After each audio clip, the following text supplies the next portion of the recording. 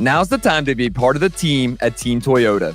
Step up to the plate with a winning lineup of new Toyota models like the new 4Runner, Grand Highlander, and coming soon, the all-new 2026 RAV4. Or find something perfect for your game plan and your budget with over 300 certified used Toyotas available. And don't sweat a trip to the IL. Our service and collision centers will have you back in the game in no time. So slide in one of our 3 locations in Princeton, Langhorne, or Glen Mills, or take a swing online at teamtoyota.net.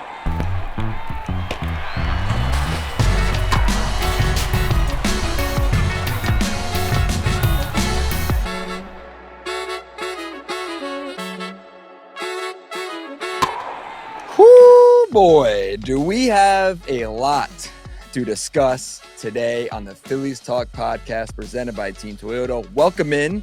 I am Spencer Kircher, joined by Sean Kane once again, and holy cow, do we have a lot to cover. It was obviously exciting weekend for both of us. I was still locked in on the Phils. We'll get to our fun Columbus trip, and college football is back, and the Eagles are here, as we'll hear in a nice little promo for Philly sports trips coming up. But on the Phils, man, you had such a fun weekend covering the team. Yeah. What a busy weekend for you. But as we sit down here, happy Labor Day, everybody. You'll be getting this on Tuesday morning. So happy Tuesday. The Phils are off. We are off. So we're going to grind here. But what, in my opinion, I'm going to say what it is. Monday was a season-defining win, Sean Kane. It felt like a playoff game.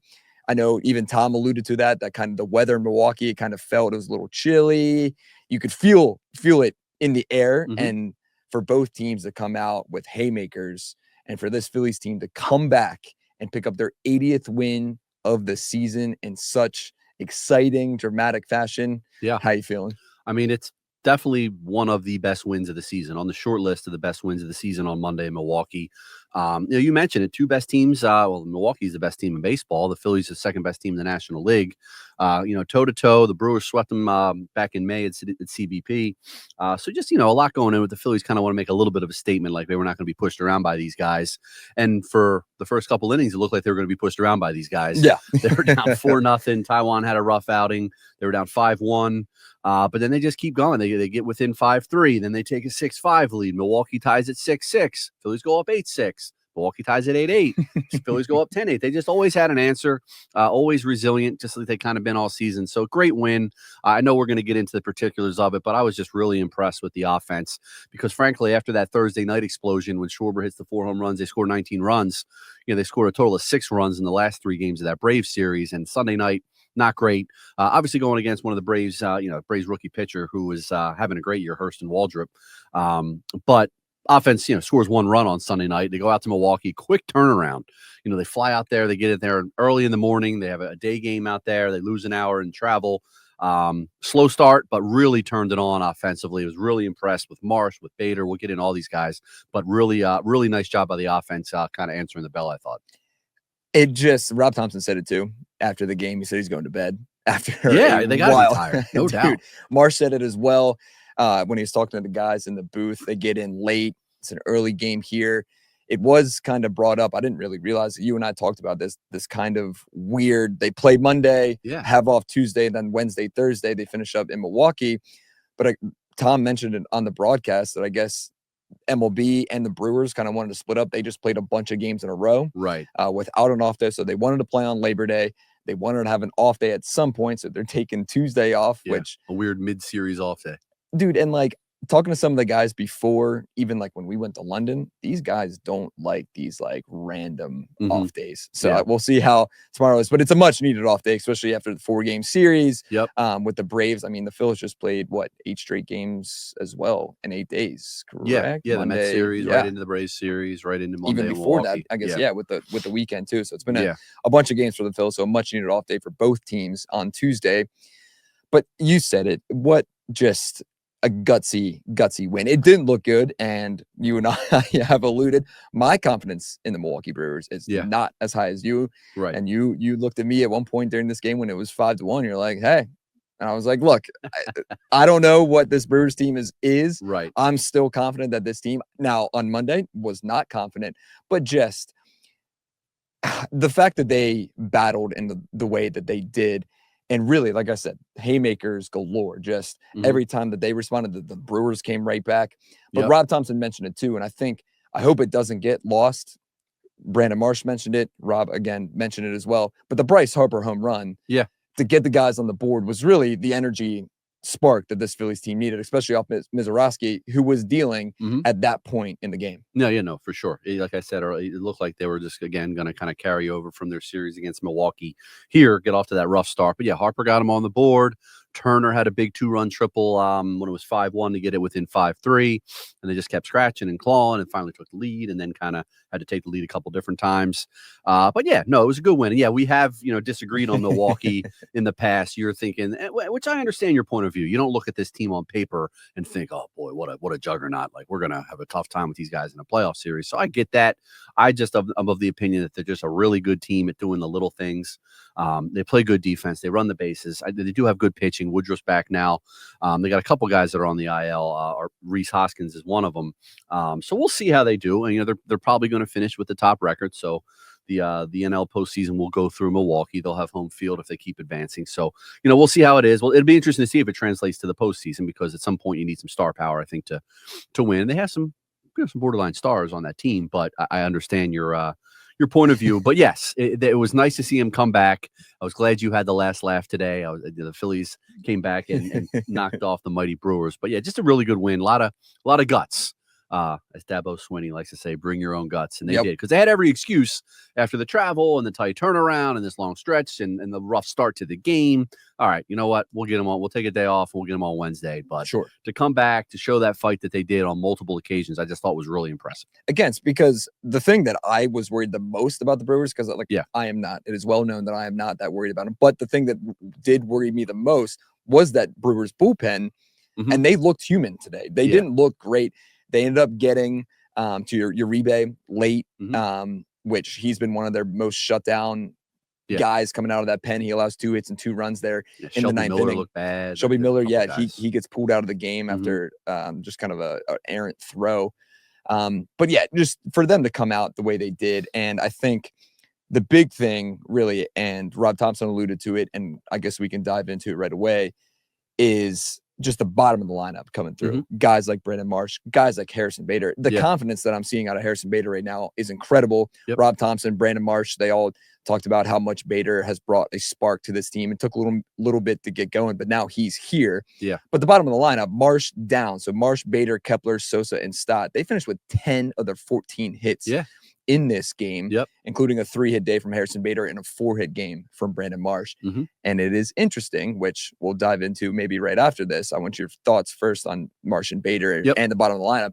But there is no Nick Castellanos. In Monday's lineup, there was no Nick Castellanos in the lineup this weekend. We'll get to that, but just your initial thoughts on the bottom of the lineup and this outfield getting it done. Yeah, no, I mean, Marsh was great, 4 singles for him, and a couple of them were little flares. He had the big hit in the 9th inning. And he's an energy guy. Like, he always has been an energy guy. And to his credit, he had an awful start to the season, but he always kind of still stayed up, brought the energy. He's always, as you know, that guy in the dugout, that guy in the clubhouse bouncing around, regardless of how he's doing individually. So he's a team guy, and it's great to see him playing well. He had that great stretch, cooled off a little bit a few weeks ago, but now he's kind of ramping it back up. He had a really good Braves series with the home run on Sunday, but he had a couple of big games before that, came out and got a couple of pinch hits over the weekend. When he didn't play, he wasn't in the lineup against Sale. And Bader's the same way. Like, being over in that clubhouse all weekend, it's kind of my first time I was covering the team when he was on the team. Like, I covered, before the trade deadline, I was over there for a few series, but I was over there for the whole Braves series in the clubhouse, and he's kind of like that, similar to Marsh, like bouncing around the clubhouse guy, a lot of vibes, a lot of energy, a lot of positive energy. He seems to kind of fit right in with this group. We know he plays a great center field, and he's hitting, and he's really hitting, and he's driving the ball. A couple big doubles on Monday night in Milwaukee, and they were at key points in the game. He's got to play every day. Like, he's got to be the everyday center fielder. Like, it's go time. Like, Rob Thompson has said that. Like, check your ego at the door. That was his quote over the weekend. Whatever the team needs to win, everybody's in. And right now, you can't make a case, I don't think, that the team is any better off with Harrison Bader on the bench, because he hits righties, he hits lefties, he plays great defense. So, yeah. And I'll admit, I'll raise my hand. I wasn't overwhelmed by the acquisition when it happened. I liked it. Oh, good. But as you know, I wanted more. Like, I think the offense needs more. Harrison Bader, nice player. Is he really going to make that big of impact offensively? Well, he has. I don't have the numbers in front of me after Monday's game, but he's got to be hitting over 300 or right around 300 since they've acquired him. I think he's probably played about 25 games now, 26 games with the Phillies, and he's hitting, playing great defense, a lot of vibes, a lot of energy. So he's just been a really, really good addition, and he's already kind of exceeded my expectations in terms of the impact he would have. Yeah, he's since he's joined the Phils, he was batting 257 on the season. He's up to 271. So he's got 15 points. I don't have it right now pulled up on what he's hitting as a Phil, but I mean that's 15 points in a month. So pull it up myself. So a pretty solid performance from Harrison Bader. And again, when they traded him, in my opinion, I know, and Bob and John and and yourself, like, it was kind of like, okay, this team is going to a platoon. If they want championship aspirations, how can you have a platoon in the outfield? But I trusted Harrison Bader to be your everyday center fielder, and the fact that he's shown out the way that he has, and like you said, his defense too is awesome. And 26 games with the Phillies. Not to interrupt you. Go ahead. On his defense, he's hitting 313 with the Phillies. That's insane. 26 games. Crazy. Go ahead. Go back to his defense. No, I mean that's insane. Yeah. 313 in a month is exactly what he needed, and hopefully he can carry that for the next 27 days here as September has started and we roll on. But just in his interview on Sunday night, he did the interview with ESPN on Sunday Night Baseball. He's just great, man. He's he's just such a likable guy. And Rob Thompson said that after the game on Monday that he's a huge fan of Harrison Bader.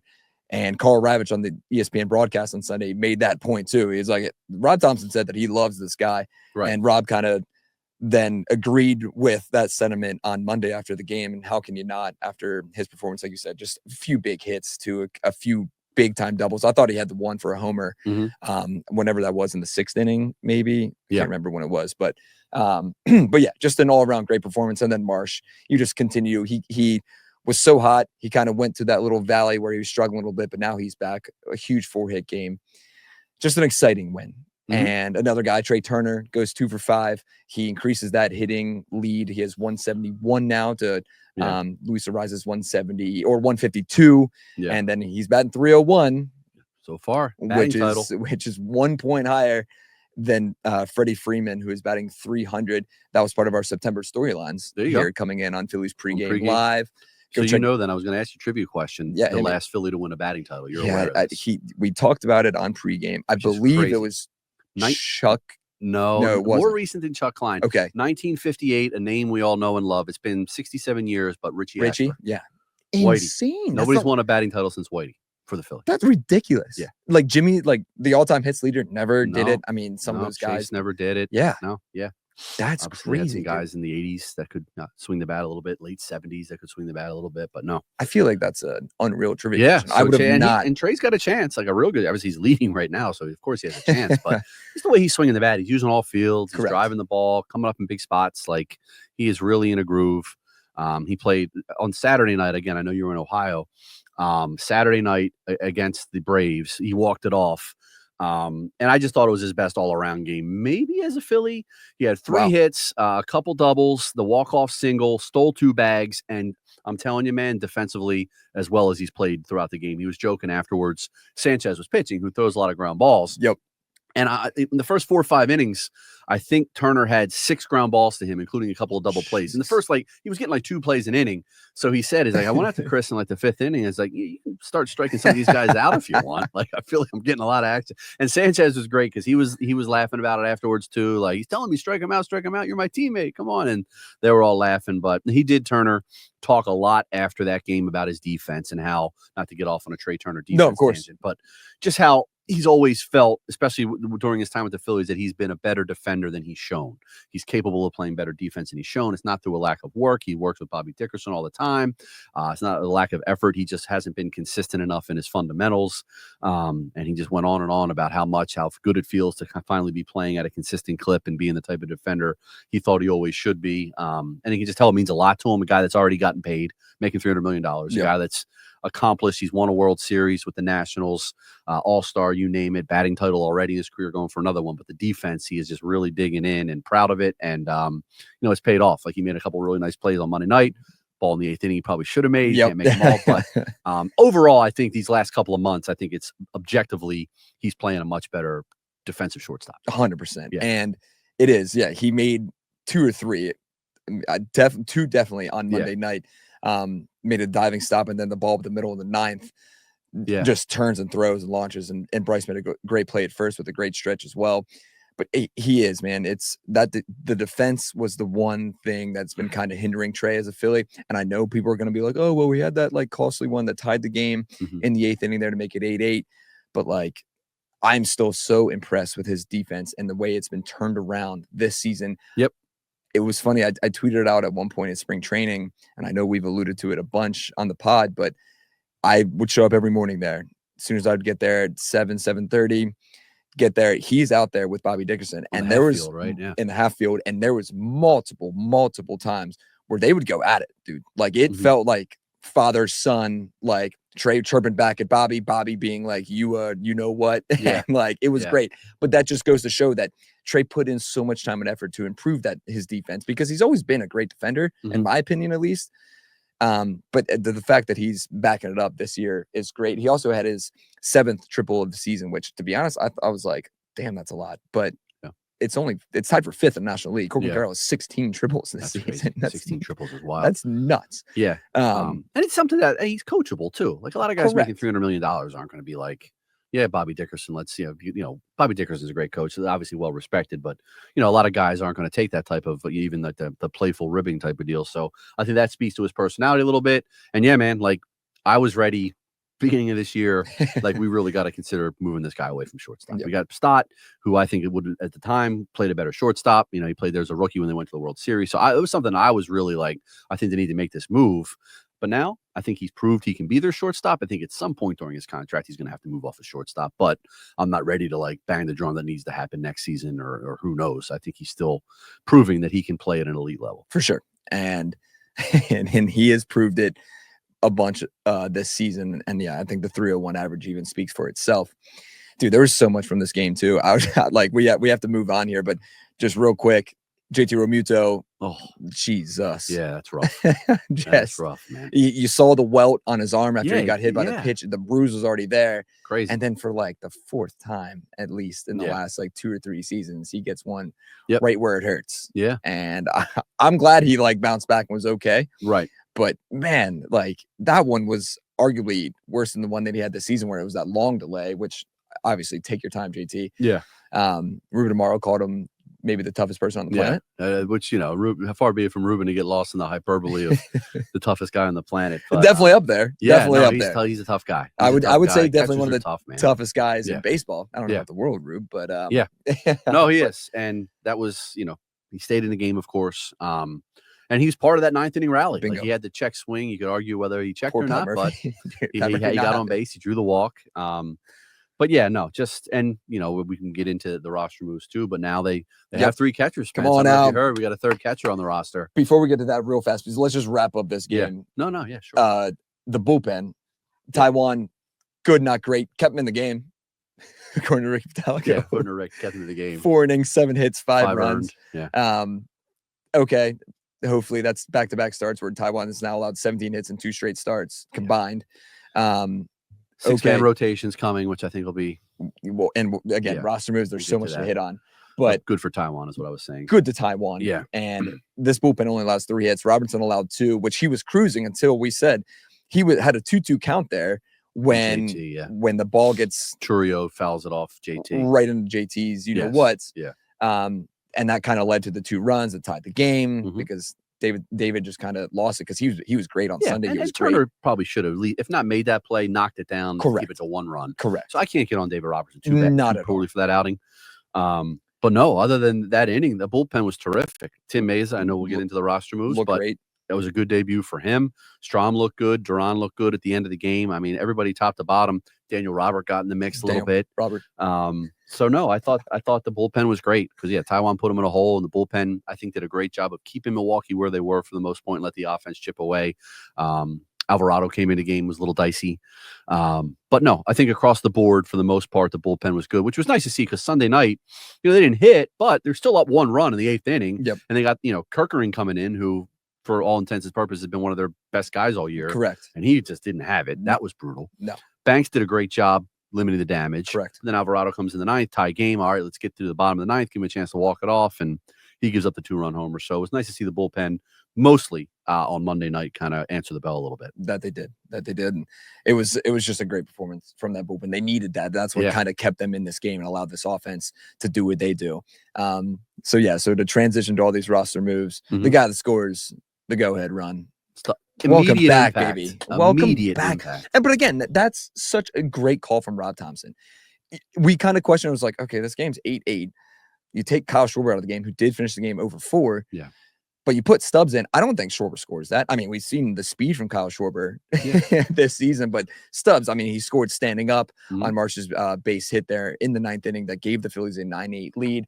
But welcome back, Garrett Stubbs. The music was bumping in the locker room too. So he's back, man. Garrett Stubbs back in the fray. Thank goodness, man. I mean, he had a hell of a season in AAA too. So they do have 3 catchers now. And I know a lot of people are not too happy that they brought him up, but it is gone without saying that the vibes, not joking at all. I think having Garrett Stubbs in this locker room is great for this team, especially.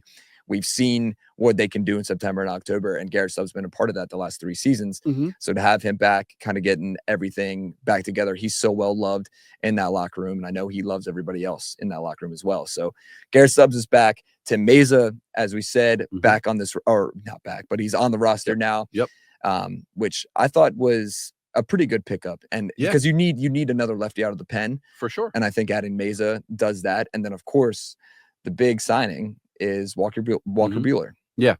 Who we'll see what kind of role he has in October, but I guess here starting on September 12th, when he's going to make his debut, according to Rob Thompson and Dave Dombrowski, they'll go to a 6-man rotation. We'll see the guy that closed out the World Series for the Dodgers just a year ago be a part of the starting rotation. For sure, I mean, starting with Buelher, I get it. He struggled with the Red Sox. The Red Sox were in the race, and they said, this guy can't help us at all. We're just going to waive him.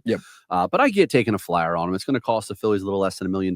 It's a potentially high reward thing where Dave Dombrowski, I was there on Sunday night before the game, and he was talking to reporters, and I was part of that, and talked about the connection that Buelher has with Caleb Cotham, both Vanderbilt guys. They had a Zoom call with him before he signed. They said they had kind of identified a few things that they think he can kind of tweak and fix, and maybe that'll help him a little bit. Obviously, he didn't really disclose what they were. But the Phillies are confident that, hey, maybe we found something with Buelher. It's not like he's 37, 38 years old. He's 31. Right. And he was one of the best pitchers in baseball not too long ago, about 5 years ago. Had some injury issues, struggled the last 2 regular seasons, but he's got postseason experience. And frankly, I think the 6-man rotation thing, I think they just thought internally, externally, he was the best option as a 6 starter, which tells you a little bit of where they are on Painter right now. Correct. I think they just want Painter to kind of finish the year down there and see in spring training type of deal. But they wanted to go to a 6-man, obviously, before Wheeler got hurt. Wheeler got hurt. They had to scrap that. So I think they want to give these guys, Sanchez, Suarez, Nola, well, not Nola's just back, but Luzardo, they want to give these guys a little extra rest. So Buelher comes up, knock on wood. They're still in relative command of the division. They can just kind of get a look at Buelher, see how he looks. And I don't think it's a foregone conclusion that he's not going to be, he could be on the postseason roster. He certainly has the postseason chops, and he's been there. So we'll see. We'll see how it goes, but I don't think it hurts. And I like the Maza move. They're going to need lefties in the bullpen in October because Alvarado's not going to be one of them. Bingo. You can obviously count on, Strom being one of them, obviously, and Tanner Banks being one of them. So those are your 2. And I think all along I've said on this podcast that Luzardo's going to be in the pen, or even Ranger could be in the pen. Correct. But now Ranger certainly is not going, because right now he's starting game 2, I would think, of a series, hypothetically. And I think Luzardo, the way he's pitching, is pitching himself into the mix of, if he's not going to be one of your 3 guys, he's certainly, if you get to the NLCS, going to start a game at some point. 100%. So I think they can't really bank on having Luzardo and or Ranger in the bullpen in the postseason. So they know, hey, it'd be nice to have 3 lefties. Tim Maza, another guy who has postseason experience last year with the Yankees. Give him a shot, local guy, see what he does. He looked good on Monday night. So I think it's interesting that it tells you a little bit now about their thinking with the postseason rotation that I think Suarez certainly and Luzardo maybe are going to be starters in the postseason, which, I wouldn't have said about a month ago. Exactly. We did not say that a month ago. Yeah. We both expected one of them, if not both of them, to be in the bullpen. Right. Especially with the way that Zach was throwing and Sanchi was throwing. Yeah. And Luzardo was kind of struggling. You're like, all right, maybe. But now he was great on Sunday night. He was so good on Sunday, man. And he's been generally a lot better. And I think that they look at him as a guy that might be able to start for him in the postseason. And again, let's just hope that it's not one of those peaks and valleys that we've seen from Jesus Luzardo all season. Hopefully this can stay kind of peaking out as October rolls on here. Well, but with Buelher, I mean, he's having the career worst year. It's at 16.6 strikeout percentage is a career low. He's a 10.7 walk rate, which is the highest since his first season in 2017. He has 6.7 strikeouts per 9. Which is a career worst as well. So, I think you take a flyer on him. I also thought it could be some in play where obviously the fit works, the plan works for Buelher and the Phillies, but it could be something where maybe the Dodgers wanted a reunion and interesting. Hey, and they swiped them away from the Dodgers. Let's shut this off right now. Not give them any more ammunition as they are a game and a half back. We sit down here on Monday from that second spot in the National League. Right. I'm excited for both. Or I guess all three editions, really. Maza, like you said, really intrigues me. Grew up a Phillies fan too, so that's pretty cool to be pitching for his hometown team. Then Buelher and our good buddy Garrett Stubbs back in the fray. Man. I can't wait, man. It's gonna be an exciting stretch here. Well, Kaner, it's Labor Day, which means it's the Monday before the Eagles kick off their season against the Dallas Cowboys. It's Dallas week. Dallas week, baby. I know Barrett Brooks is all fired up. Go check out Bird's Huddle on our YouTube page because that guy is ready to go. How about you? I'm ready to go. I mean, we got football this week. Week 1 upon us. The banner is being unveiled. They're going to raise the banner in front of Jerry Jones and the Cowboys.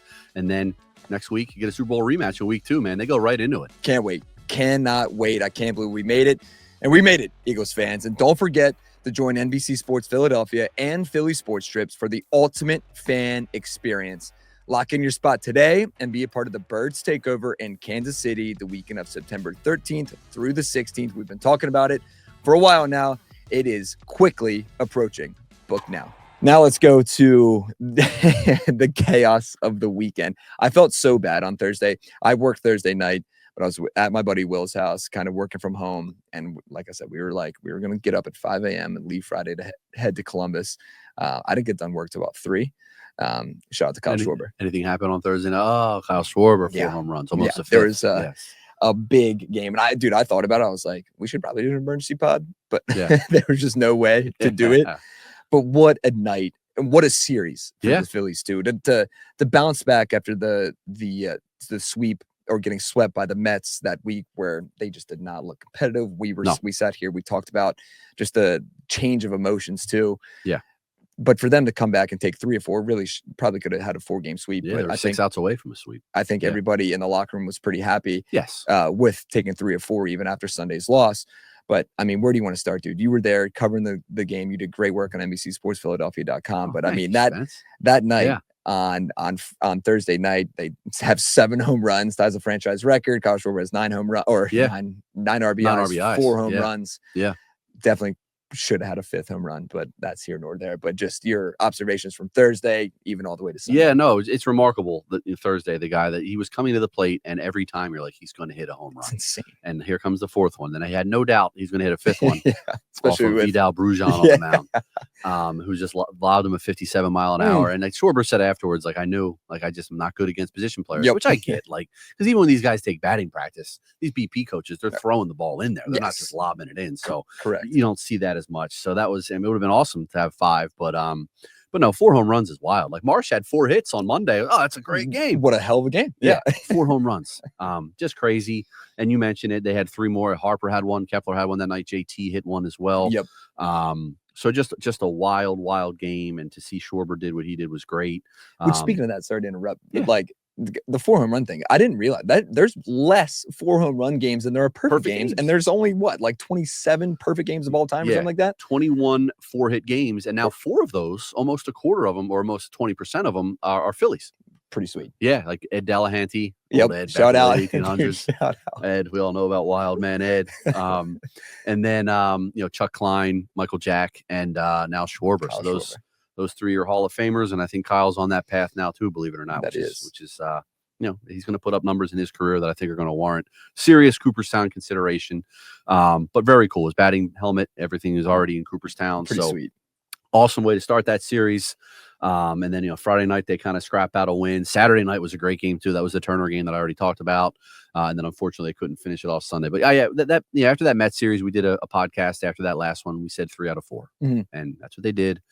Good response to get that one in Milwaukee. They're on a nice little roll now. So they've been resilient all year, man. And the Mets, of course, turn around and lose 3 or 4 to the Marlins at home. So the league goes right back up to 6. It was at 7 before the Mets series, down to 4, back up to 6. So they're in good shape. And but yeah, it was a fun weekend, man. It was a good weekend.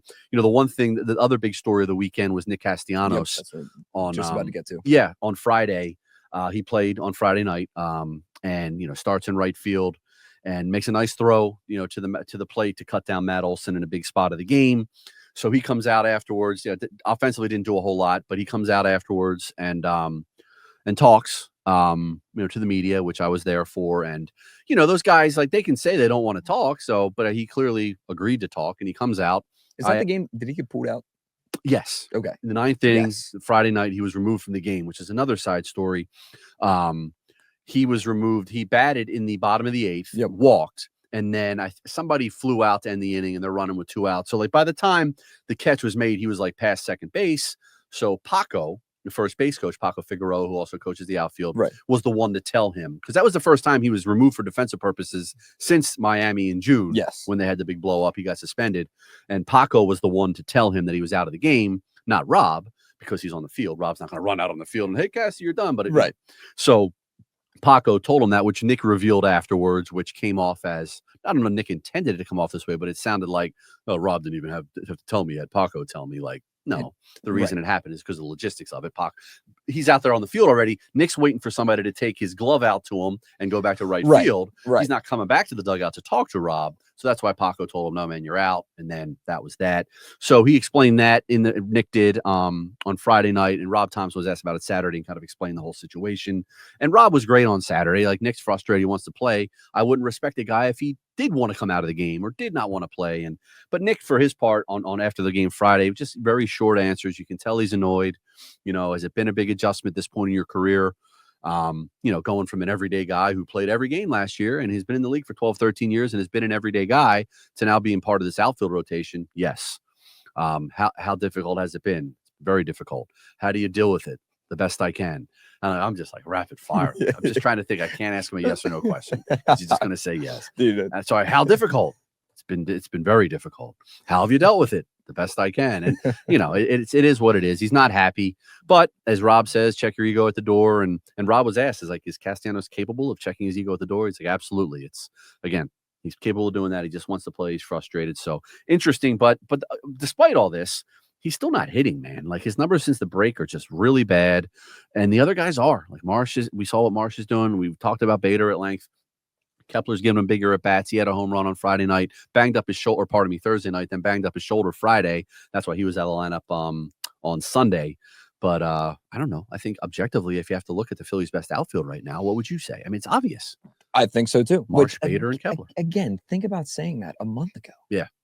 I guess, or like a month and a half ago too, where I'd rather have Max Kepler in right field. Yeah. Which, again, and Nick, we've seen Nick turn it on in October. Right. I hope that's there this year. Will he start game 1 of the NLDS? I don't know. Mm-hmm. Because right now, you ride the hot hand. Harrison Bader's in center field. Mm-hmm. Brandon Marsh is 110% in left field. Yeah. And the way that Max Kepler is continuing to swing the bat, we might see 20 home runs from Max Kepler here at some point, which is also just insane to think about. But there's 110% chance that I would go, if I was Rob Thompson, I'd probably go Max Kepler in right field to start the game. And then, heck, maybe bring Nick in a big time at bat, because imagine that.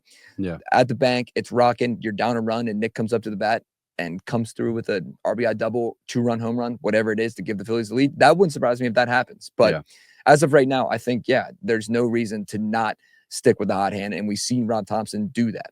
Yeah.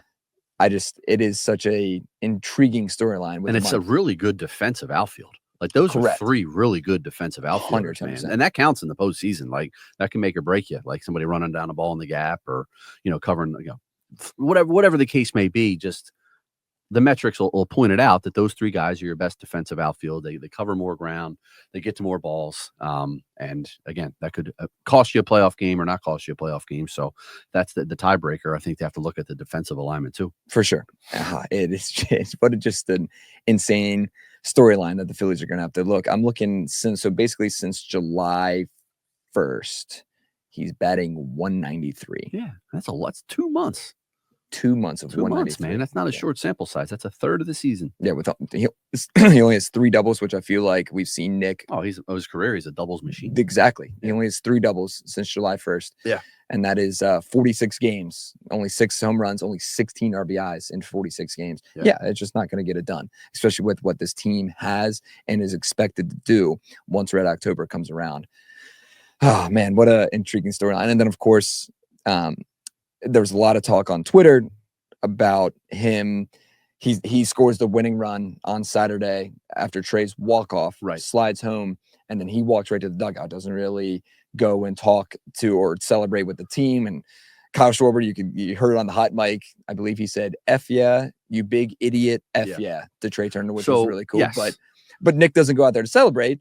And Jess, his wife, goes on Twitter and says that she would much rather, or Nick is the type of guy that has a emotional connection with Trey where he would rather say something to him solo. Really? Those so two his together. wife addressed this on. Oh yeah. Okay. Yeah. Because someone, there was a lot of talk on Twitter, like, hey man, like this guy didn't even go celebrate. Like what is going on? Yeah. But I can see that too. Nick Castellanos is that type of person to go out and maybe talk to Trey privately and say, hey, congrats, instead of running out there and celebrate with the team. Still a weird look after a huge win.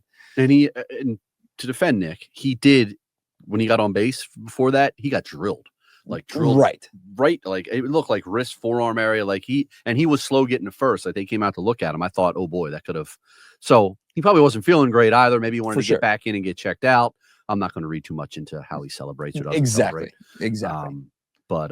But yeah, no, I mean, it's just, but I will read into his body language and his comments. Clearly he's not happy, which Rob Thompson understands, but he's a big personality. Yeah. And he's been a big part of that clubhouse now for 4 years. So it's a tricky situation because Rob doesn't want to lose them all together. No, you don't. But you got to play your best guys, the guys that are producing. And it's obvious right now of that group, he's 4th. And can you agree that, do you think Nick is the pro's pro where he will understand this?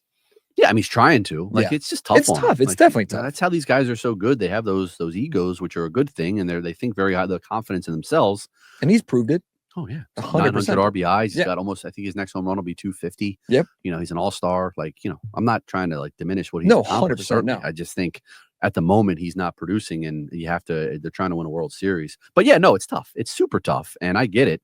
But yeah, all appearances are he's trying his best, as he said, the best he can to go along with whatever he's got to do to help the team win. But it certainly seems like it's really weighing on him.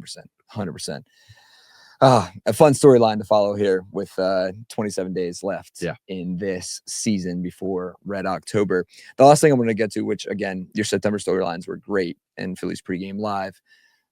But the first one we talked about was which one is more of a lock. Schwarber, right. Kyle Schwarber breaking that home run record. Mm-hmm. He's 10 away from breaking it, 9 away from tying it with Ryan Howard, or an MVP. Yeah. And Ricky Bo, to my surprise, mine too, said MVP. Yes. What is your thoughts? I think he has a better chance of breaking Howard's record. 100%. I think he has a chance to win the MVP, but I think Ohtani is a pretty significant, I want to say overwhelming, but I think he's a significant favorite. Because Ohtani, obviously Schwarber has more home runs, but Ohtani's kind of right behind him. Schwarber has significantly more RBIs. Ohtani has scored, last I checked, he's lapping the field in runs scored. Yeah. His OPS is higher. He's got a lot of offensive numbers that are higher than Schwarber's. Not to mention the fact that he has pitched pretty regularly now. He had a couple rough outings. I believe his last outing, or the 2 outings ago, he had 9 strikeouts. He pitched really well. His ERA is right around 4, I think, for the season. But just the fact that he's been a reliable, consistent pitcher now just adds so much to the value of the most valuable player. Correct. Whereas Schwarber doesn't even really play defense most nights, the Right. vast majority of nights. So I don't know. I think it's an uphill battle to climb to knock off Ohtani, but he's got a shot, which is incredible for a DH. It shows you what kind of seasons he's having. But no, I think he's got a shot to get Howard for sure. 100%. Like obviously 4 home runs in one night put him way back into the mix. So, he's a guy that can hit 9 or 10 home runs in a month. Right. And here we are on September 1st. Well, so that was Ricky's point. It was like, Yeah. well, like 10, like we just saw him scorching hot in August. Yeah. He just had 12 home runs in August. Right. Obviously the 4 Yeah. on one game definitely helps that. Yeah. But it's definitely in his bag to get 10 home runs. interesting now too, if he is at 56 and they clinch and they are locked into the 2 boy. seed and the Twins are in town for that last series.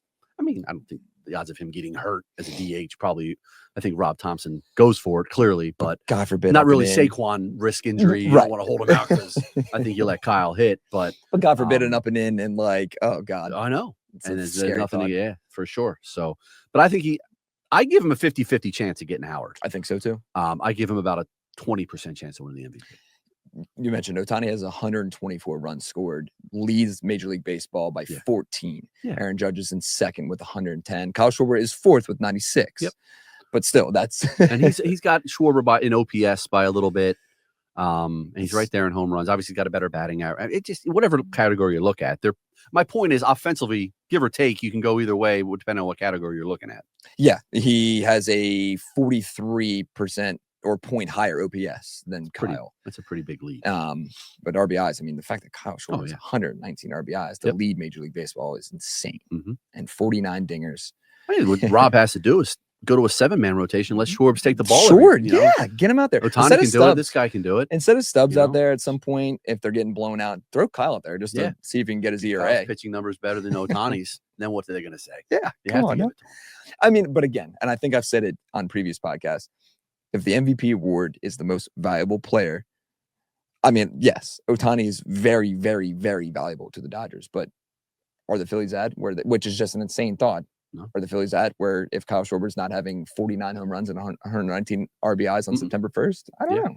I think Trey's got it. If you look at the top 5 categories, Dude. Trey's one of them. So- or part of the top 5 candidates. Trey's got to be in that mix. Like Not to toot their own horn. I feel like I've done that a lot in this podcast, but Amy Fadul has the wall that we post our biggest hot takes, and we normally do it before the season. Right. I did it with Cooper Flag winning National Player of the Year, which I guess maybe not as a hot take as Right. most, but Cashed still in on won, that one, still yeah. cashed in. But before this season, I believe the date on that posted note is like March 13th. I said Trey Turner's going to win the MVP this season. Trey Turner's going to get MVP votes, in my opinion. And there's no reason for him not to finish in the top 5 in MVP voting this season because, I mean, who would have guessed him to bat 301, lead the National League, lead defensively, he's been great. Lead the league in hits right now. Yeah, he's been great. I hope he gets some MVP votes, and it'd be cool to see him finish like 4th. And hopefully Trey fares a little better than Cooper Flag like in the postseason Okay. portion of the season Yeah, too. right. You can only hope Trey does a little better than Cooper after the regular season It ends. still hurts, man. I'm sorry. It still It was hurts. just the comparison was made. So That's true. That's true. I draw another parallel. Oh man. Yeah. Well, you had a great weekend? Good weekend. It was was a good fun being at the weekend. ballpark. It's good getting over there and What was your favorite part? putting on my beat writer hat. I mean, I think Schwarber. 30 years from now, I'll be telling my grandkids that I was there when Kyle 100%. Schwarber had 4 home runs, and probably had I thought had a 5th, which had never been done in baseball history. But you said it, like this only happened 21 times in however Insane. many years of playing baseball, and Phillies have been playing for 143 years, and it's happened 4 times. What's crazy to me though too is it's the 3rd this year. I know Kurtz did it. Kurtz did it. Suarez did and then it I at forgot that. Ureno. Yeah. Yeah. was just trying But no, that was obviously the highlight. But it was cool. Like the Turner night. It was a good series. A lot of fun. Sunday was hectic pregame, like all the Buelher news breaks, and that's going on. So it was busy, but it's fun. It's getting out of the TV producer mode and getting into the beat writer, ball scribe mode, getting over there and writing game stories and doing the interviews. It was fun. You did a great job, man. You did a Thanks, great job. pal. And it was cool. Like you said, the guys were locked into that game on Saturday. Yeah, I was in the clubhouse Saturday pregame and college football first full Saturday. Bryce Harper, as everybody knows, is a big Ohio State fan. So Ohio State, Texas, big game on the big screen. As you know, you were there. And they were all locked in. They had that game on a bunch of TVs. There's some other games going on. I think like Tennessee and Syracuse were playing. But yeah, and Harper was watching. And usually like during that hour when the media's in there, guys are coming and going, but they were all right there. Like JT, Trey are all like sitting there watching the Texas Ohio State game, which was pretty cool. And how about he wore his chopped ATL rival on Sunday night. He did, yes, the yellow, which you had told me about. I would have had no idea that was coming, but you knew that was coming with the Acuna yellow look. Even had the attaboy from Arcia. Yeah. Yes, what a nice touch that was. Pretty sweet. Yeah, the showman. Guys, showman, baby. Again, and people were so mad, man. Yeah. Just relax. Yeah. Relax. Yeah. I agree with you on that one. Bryce and him, I think, that home run on Monday really got this team energized, brought the confidence back, especially against there you go, against Mazeroski. Yeah. By the way, like, we don't really talk. I mean, Harper, I'm not to interrupt you. No, of course. The last couple weeks, he's been really good. Like, his hitting streak ended the other night, but he had a 12-game hitting streak. Correct. His numbers are good. What my point is, we don't talk about the wrist anymore. Remember when he came back? Oh, he's probably gonna need some off days. Can he play? That's such a good point. Ton of games in a row. He's in the lineup every day, and he's having good at bats. So knock on wood, the wrist can stay. I'm sure it's probably not 100%, but it seems like it's not bothering him to the point of taking these awful swings and he's backing away. And you can tell it's bothering him. So whatever they did during that month, it seems like the wrist is better.